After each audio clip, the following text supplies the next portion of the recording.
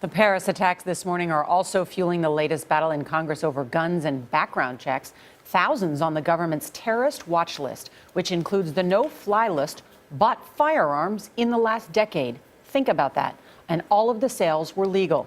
Nancy Cordes is on Capitol Hill with how that watch list is not enough to stop a gun sale. Nancy, good morning.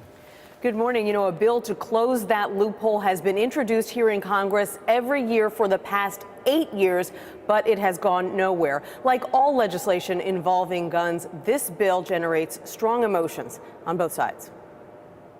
If you're too dangerous to board a plane, you're too dangerous to buy a gun. Democratic Senator Dianne Feinstein calls closing the loophole a no-brainer.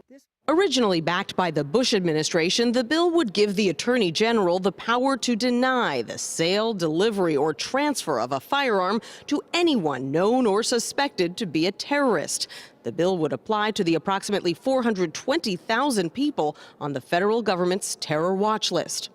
A recent government study found that over a 10-year period, the FBI conducted more than 2,000 firearm background checks on people whose names were on the watch list. Less than 200 were denied, and for reasons unrelated to the list. To think that we have this loophole or gap in the law is unimaginable. Republicans have long argued that a bill like this would infringe on Second Amendment rights.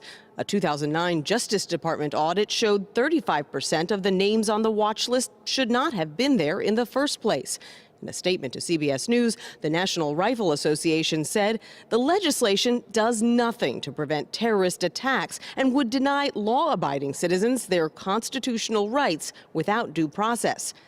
House Speaker Paul Ryan, who passed a bill yesterday to beef up screening of Syrian refugees, was non-committal on the gun bill. You've said it's better to be safe than sorry. Is this something that you'd support? This is the beginning of all this process. The task force is taking all suggestions from Democrats and Republicans.